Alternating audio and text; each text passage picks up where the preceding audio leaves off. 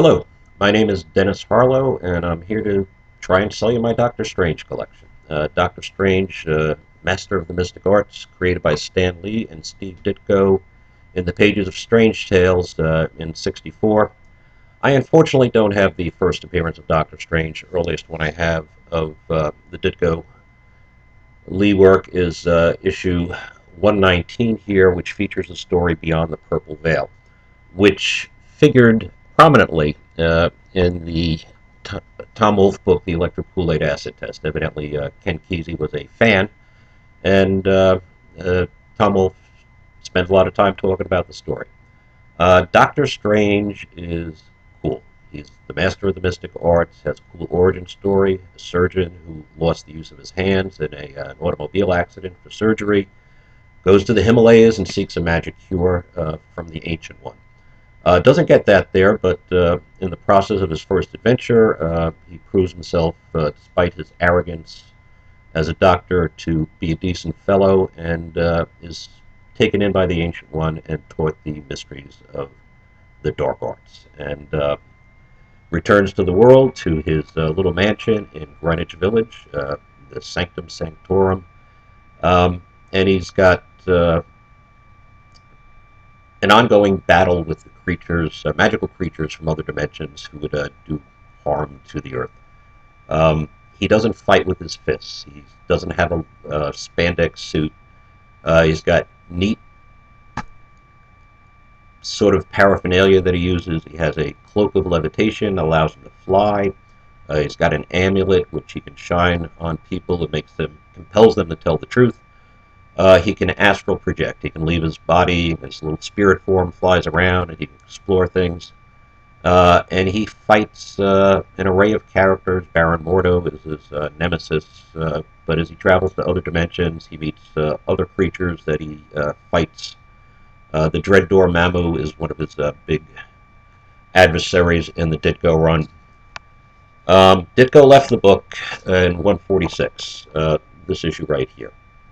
Featuring a cool character called Eternity, who's basically just negative space filled with stars, and just a real good example of Stephen Ditko's wild imagination. Nobody could draw an alien landscape like Steve Ditko, and Stan Lee just would wax poetic in these things, come up with crazy names.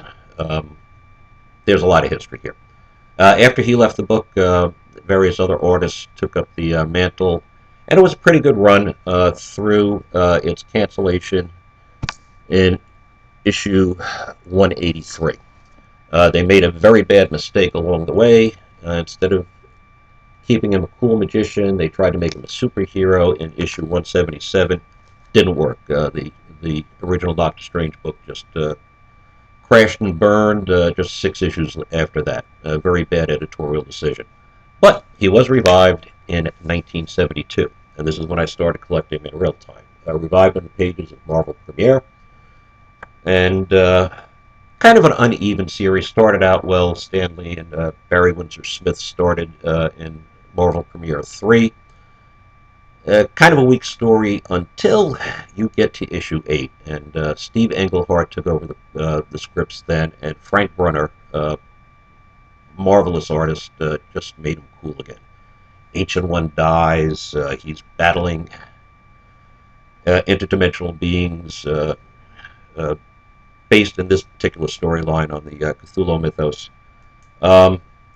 Proved so popular that they revived him into his own title after Marvel Premiere 14, Doctor Strange, Master of the Mystic Arts. And again, Englehart and Brunner on the creative side there. A wonderful book. So what do you got? For me, you've got 9 issues of the Lee Ditko run. We have 13 issues of the split book, the Doctor Strange book, until it was split off in 169. Doctor Strange took over the numbering. Got 14 books from the split to the end of the series in issue 183. I have a complete run of the revival in 72 of the Marvel Premiere, and a complete run through issue 48 of the Englehart and Brunner run revival in 1974. A total of 111 comics with some interesting history, because I'm asking 1,000. Why 1,000? Because you get the extra added attraction of the premiere of Nick Fury, Agent of S.H.I.E.L.D., starting in Strange Tales 135, which includes a lot of the early Steranko work for Marvel and on the book. So a lot of collectability here, a lot of history here.